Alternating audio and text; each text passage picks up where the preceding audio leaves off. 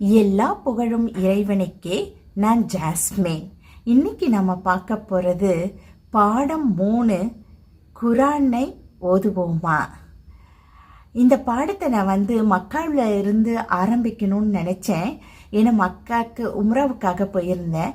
ஆனால் அங்கே பயங்கர க்ரௌடு, நிறைய கூட்டம் பாருங்களேன். அந்த சத்தத்தில் என்ன கொடுத்தாலும் அது கிளியராக வராதுங்கிற ஒரு காரணத்துக்காக தான் அங்கே என்னால் கொடுக்க முடியல. ஆனால் அதுக்காக நான் வருத்தப்படுறேன். ஆனால் எல்லாருக்காகவும் நான் துவா கேட்டேன். அல்லாஹ் குரானை எவ்வளோ பேர் ஆரம்பிக்கிறாங்களோ அத்தனை பேருக்கும் உன்னுடைய பருவத்தையும் உன்னுடைய ரஹ்மத்தையும் கொடுடா அல்லான்னு சொல்லி கேட்டுக்கிட்டேன். அல்ஹம்துலில்லா, எல்லாவற்றிற்கும் அல்லாஹ் போதுமானவன். இன்னைக்கு நம்ம பார்க்க போகிறது, அதாவது நம்மளுக்கு அரபி எழுத்தில் 28 + 1 டோட்டல் 29 இருக்குது நமக்கு. அந்த எழுத்துக்களில் ஒவ்வொரு நாளும் 4 எழுத்துக்களை உச்சரிப்போட உங்களுக்கு கொடுக்க போகிறேன். அந்த உச்சரிப்பை கொடுத்த இது என்னுடைய ஃப்ரெண்டு ரமிசா சிஸ்டர். அவங்களுக்காகவும் நாம் துவா கேட்போம். இம்மையிலையும் மறுமையிலையும் அவர்களுக்கு அல்லாஹ் எல்லா வகையான நன்மைகளையும் பர்கத்தையும் ரஹ்மத்தையும் கொடுக்க வேண்டும். அதில் ஏதாவது பிழைகள் இருந்தாலும் அதை பொருந்தி கொள்ள வேண்டும் அல்லாஹ்னு சொல்லிட்டு நம்ம கேட்க மறக்கக்கூடாது. ஏன்னா அவங்க கிட்ட நான் ரெக்வஸ்ட் பண்ணேன். அவங்க ஏன்னா எனக்கு எல்லா உச்சரிப்பும் வருதா கரெக்டானு எனக்கு தெரியாது. ஆனால் அந்த உச்சரிப்பை நீங்கள் கேட்கும்போது உங்களுக்கு அந்த உச்சரிப்பு தானாக வரலாம் இல்லையா? அதனால வேண்டிதான் அவங்க கிட்ட கேட்டேன். அவங்க கொடுத்துருக்காங்க. ஆனால் ஒவ்வொரு நாளும் 4 நம்ம போனோம்னா உங்களுக்கு அதை நினைவில் வச்சுக்கிறது கஷ்டமாக தெரியாது. ஏன்னா அல்லாஹ் எந்த விதத்திலையுமே நம்ம சிரமப்படுறத நாடுறதில்லை, விரும்புறதும் இல்லைன்றது நம்மளுக்கு தெளிவாக தெரியணும் இல்லையா? அதுக்காக வேண்டிதான் 4 லெட்டர்ஸாக நான் கொடுக்குறேன் டெய்லி இன்ஷா அல்லாஹ். அஸ்ஸலாமு அலைக்கும் வரஹ்மத்துல்லாஹி வபரகாத்துஹு. இப்போ அரபிக் லெட்டர்ஸை நம்ம பார்க்க போகிறோம். மொத்தம் 28 அல்லது 29. எதுக்கு 28 அல்லது 29 அப்படின்னு சொன்னேன்னா, அலீஃப் அப்படிங்கிற இந்த தான் அலீஃப். இந்த 1 இருக்குல்ல, இது ஒரு எழுத்து இல்லை. ஆனால் இது நம்ம எப்படி தமிழில் துணைக்கால் இருக்கு இல்லையா, அந்த மாதிரி, அதாவது ஒரு எழுத்தை நீட்டுவதற்காக பயன்படுத்துவோம்ல, அந்த மாதிரி நீட்டுவதற்காக பயன்படுத்தக்கூடிய எழுத்து தான் இந்த அலீஃப்.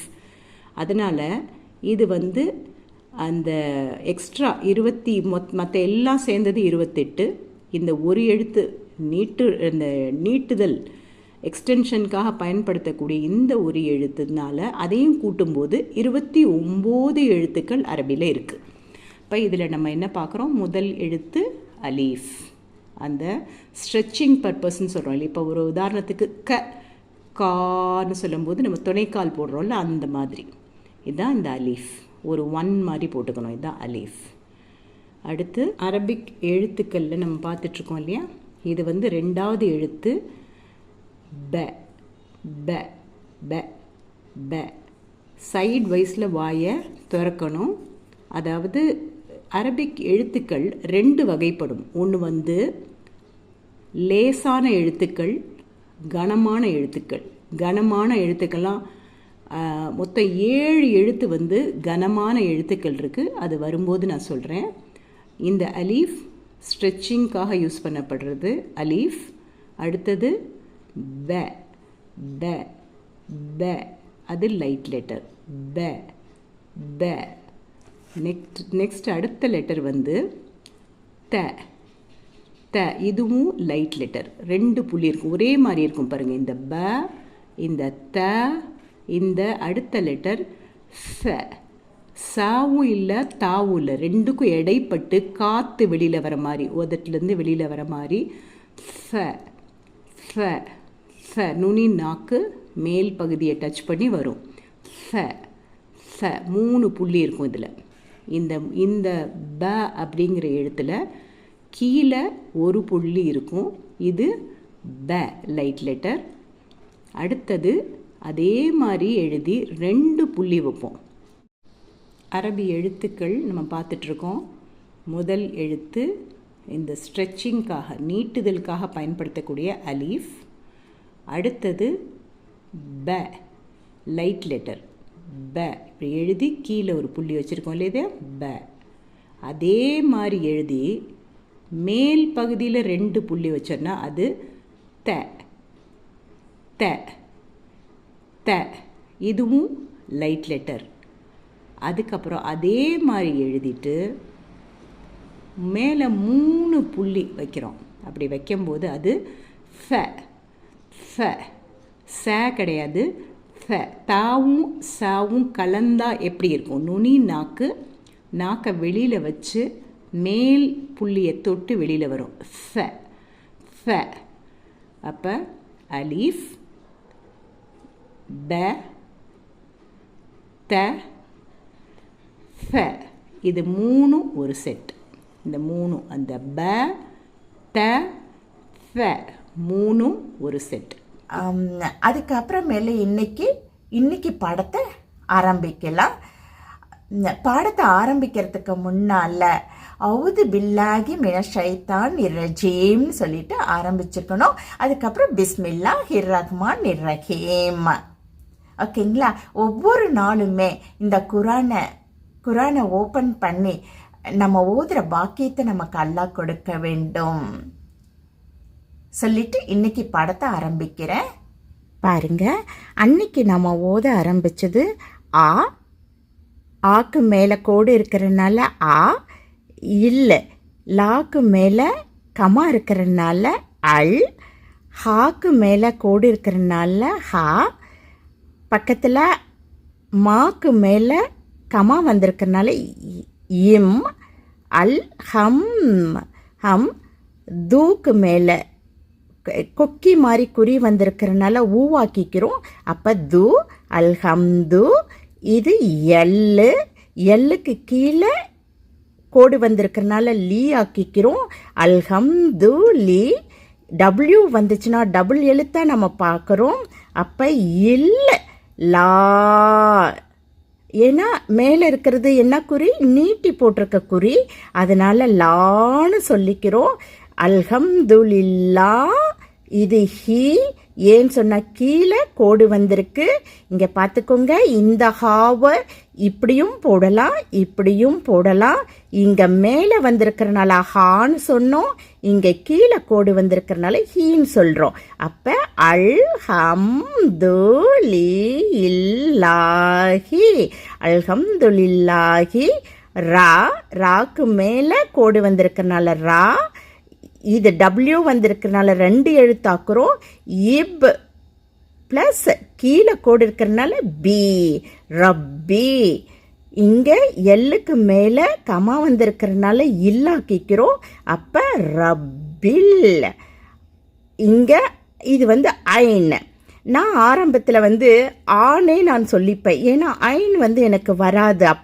அப்போ என்ன பண்ணுவேன்னா, இந்த ஆ இருக்குல்ல, ஆண் தானே சொல்கிறோம். அப்போ அதே போல் நான் நினப்பிச்சுப்பேன். ஆனால் மனசுக்குள்ளே இந்த ஐன் இப்படி இருக்கும் சொல்லிட்டு நினச்சிப்பேன். அப்போ எனக்கு ஆ, இந்த மேலே கோடு வந்திருக்கனால ஆன்னு இழுக்கணும்ல. அப்போ சொல்லிட்டு நான் நினைப்பச்சுக்கிட்டேன். ஆனால் இங்கே என்ன ஒரு வித்தியாசம், இந்த ஆக்கும் இந்த ஆக்கும் என்னென்னா, இது ஆர்டினரியாக நம்ம உயிர் எழுத்தில் ஆ சொல்லுவோம்ல, அதே போல் ஆன்னு சொல்கிறோம். இங்கே ஐனுக்கு கொஞ்சம் அழுத்திக்கிறோம். ஆ, அந்த மாதிரி கொஞ்சம் அழுத்திக்கிறோம். அந்த அழுத்தத்தை கொஞ்சம் கொடுத்துக்கிட்டா போதும். உள்ள வாங்கிக்கணும் அந்த அழுத்தத்தை. அப்போ வாங்கி ஆவை ஆ அப்படி கொஞ்சம் உள்ளே வாங்கிக்கிட்டோம்னா இது ஆ. ஓகேவா? அல் ரப்பில் ஆ. லாக்கு மேலே கோடு வர்றதுனால லா. ஆல. எம்முக்கு கீழே கோடு வர்றதுனால மீ.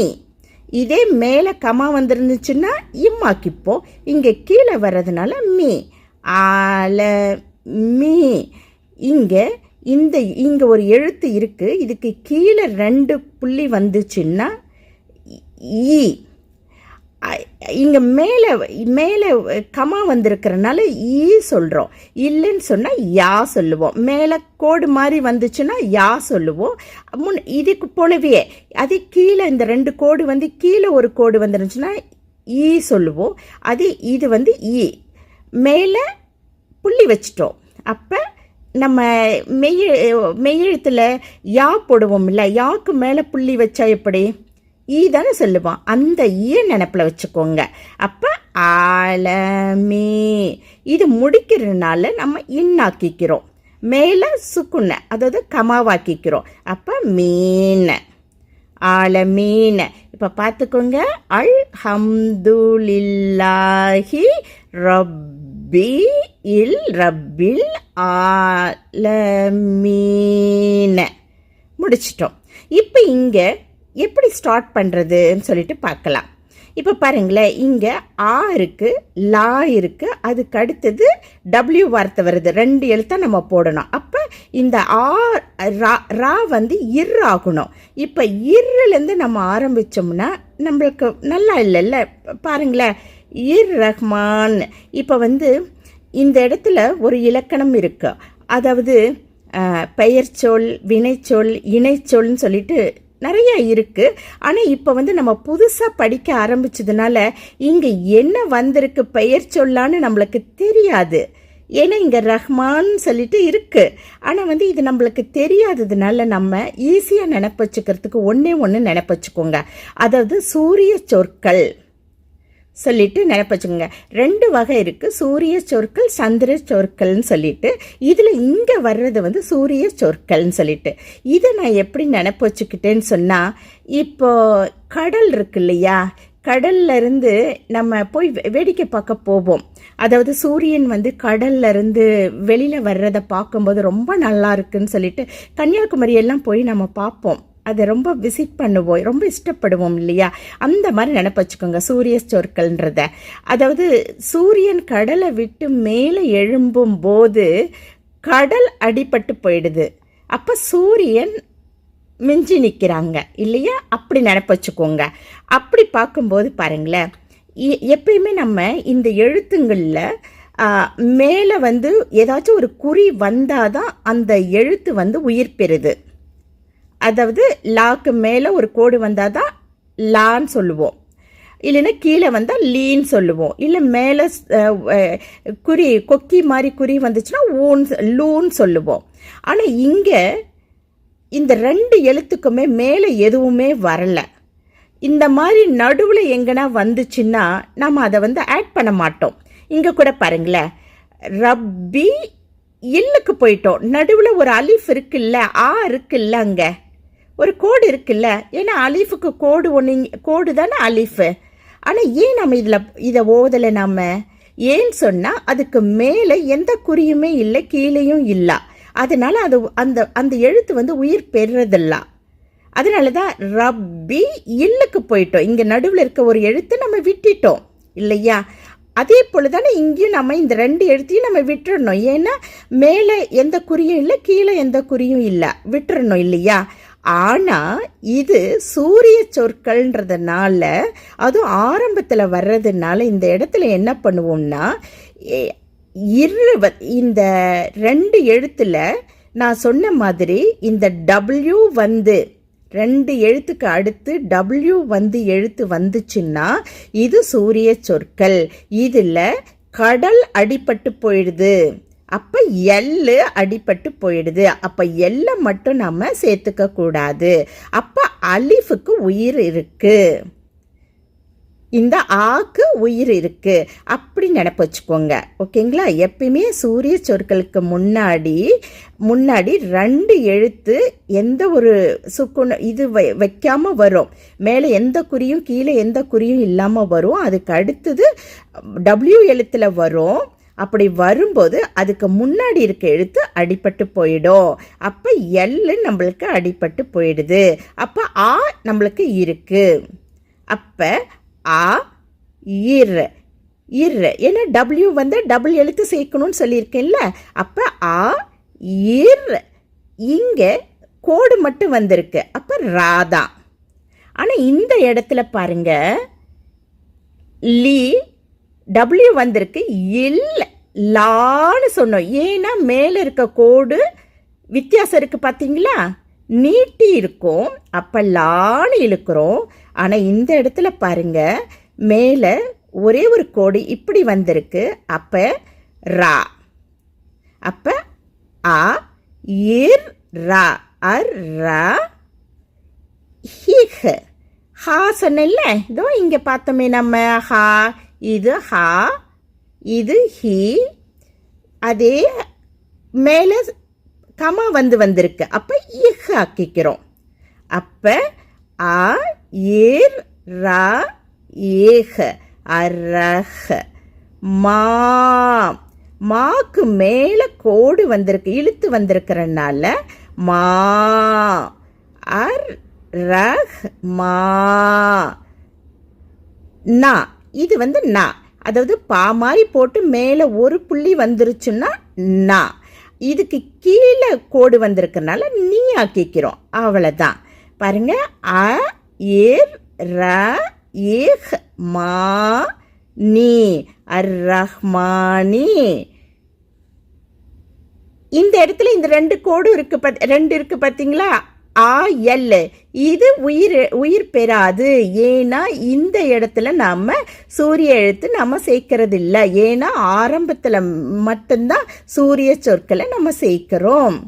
ஓகேங்களா? அப்போ இதுக்கு நடுவில் இங்கே ஆக்கும் மேலேயும் எந்த கோடும் இல்லை, கீழேயும் எந்த குறியும் இல்லை. அதே போல் எல்லுக்கும் மேலே எந்த கோடும் இல்லை, கீழே எந்த கோடும் இல்லை. அதனால் அது ரெண்டையும் விட்டுற வேண்டியது தான். ஓகேங்களா? அதுக்கு பக்கத்தில் டபிள்யூ வர்றதுனால மறுபடியும் இர் ரா, இர் ரா. சேம் இங்கே படித்ததே தான் பாருங்களேன், இர் ரா. இப்போ உங்களுக்கு புரியும் இரு ராக்கு எப்படி வந்தால் நம்ம இரு போட்டுக்கிறோம், ரா போடுறோம் ஏன்றது உங்களுக்கு இப்போ புரிஞ்சிருக்கும் இல்லையா? அப்போ ஆ ஏர் ரா ஏஹ் அரஹ் மா நீ அரஹ்மானி இர் அரஹ்மானிர் ரா அரஹ்மானிர் ரா ஹி. இதை பார்த்துக்கோங்க, ஹா ஹி. இங்கே ஹி இப்படி போட்டோம் இல்லை, இங்கே அந்த ஹி இப்படியே வந்திருக்கும் பாருங்களேன். ஹி கீழே கோடு வந்துச்சுன்னா ஹி. ரஹ்மானிர் ரஹி, இங்கே சொன்னதே தான். ஈ கீழே ரெண்டு கோடு வந்துச்சுன்னா யா, மேலே புள்ளி வந்திருக்கிறதுனால ஈ. அப்போ அர் ரஹ்மானிர் ரஹி. முடிக்கும்போது புள்ளியில், அதாவது கமால முடிச்சுக்கணும்னு சொன்னேன்ல, இது மா, இது மா தானே. மாவுக்கு கீழே கோடு இருந்தாலும் மேலே நம்ம கமா மாதிரி வச்சு முடிச்சுக்கலாம். அப்போ இர் ரஹீம். ஓகேவா? அப்போ பாருங்க, ஆ இர் ரா இஹ் மா நீ இர் ரா ஹி ஹி இம் அர் ரஹ்மான் நிர்ரஹீம். கரெக்டா? அர் ரஹ்மா நிர் ரஹீம். அப்போ பார்த்துக்கோங்க, ரெண்டு வரியும் நம்ம முடிச்சிட்டோம். அல் ஹாயிம் அல்ஹம்துலில்லாஹி ரப்பில் ஆலமீன் அர் ரஹ்மான் நிர் ரஹீம். சதகுல்லாவுல் அதீம்.